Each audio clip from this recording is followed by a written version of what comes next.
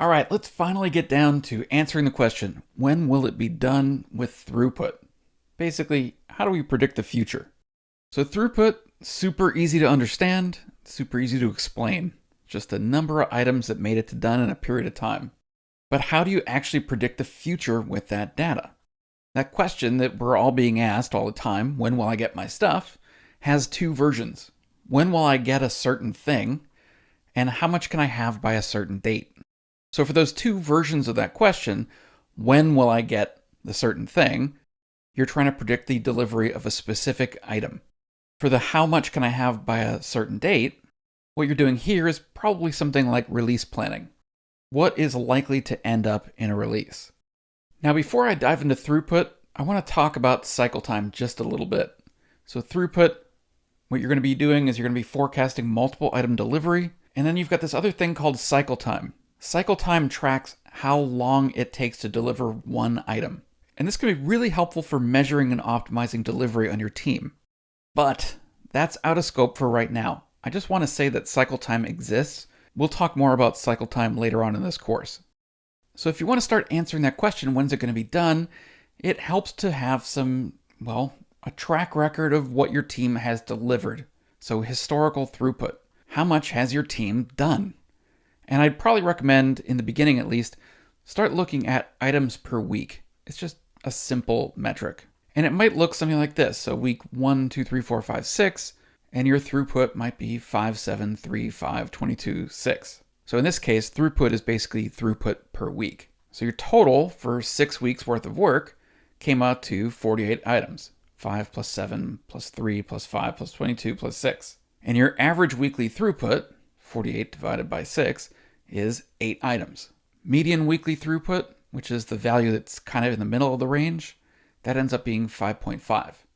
So right there, that's looking a little suspicious to me. 5.5 versus 8. And there's a problem with average. So you've probably heard the joke, Bill Gates walks into a bar, and on average, everyone becomes a multimillionaire. Bill Gates has a gazillion dollars. Everyone else has not a gazillion dollars. Suddenly, he throws the average way off for everyone that's in that bar. But is it true? Well, on average, it's true. But in specific people in that bar, it didn't actually change anything. Each person is probably pretty darn far away from being a multimillionaire. So let's talk that through a little more with our historical throughput. So what's throwing that off is week 5. Week 5 has a 22 throughput. We just had a stellar week 5. So if we include that and we do the average over 6 weeks, it ends up being 8 items per week. If we kick out the value for week 5, then we end up with an average of 5.2 items per week. So 8 items versus 5.2 yields basically something like about 3 extra items per week. Now that's going to throw some stuff off. And I would encourage you to estimate conservatively. So try to forecast stuff using lower progress values. Don't assume you're going to have those 22 throughput weeks all the time. And this is good because no one gets mad if you promise something is going to take 6 months and it comes in 3 months. No one gets annoyed when their stuff comes in early. So plan that way. So using average as a metric is meh. It's kind of average. You like that pun? It's pretty good, huh? I'm clever. Hee hee. A better way to do this is using something called Monte Carlo. So straight from Wikipedia, Monte Carlo methods use computational algorithms that rely on repeated random samplings to obtain numerical results. Yeah, all right, so what does that mean? It means basically that we're going to use dice, randomness, to predict the future. How are we going to do that? Monte Carlo simulations predict the future using randomness, which you might be thinking, wait, how does that actually work? Well, you're going to be using probability to determine the most likely outcomes that will probably happen. And I want to point out that this is outcomes, not outcome. For anything that you're going to try to predict, there are a whole bunch of ways that it could go. There is not one way that it could go. Plural, not singular.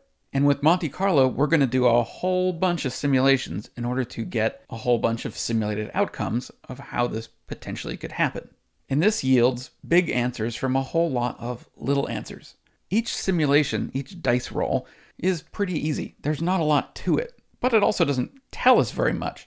You'll roll the dice and pick a throughput number, pick a historical throughput number, and then write it down. But you're going to need to do this a lot of times because one roll of the dice is probably not very interesting. In the demos I'm going to show you in this course, we're going to do it 1,000 times, 1,000 simulations. So you can do it on paper, but you probably don't want to do it on paper because that's a lot of stuff. You probably will want a tool. And well, guess what? Computers are good at this stuff. Now you might be thinking, hey, what tool do you use?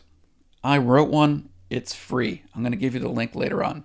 So back to that question, when will I get my stuff? Remember, there are two variations to that question. When will I get a certain thing, and how much can I have by a certain date? Next up, let's start doing some demos of how to answer those two questions.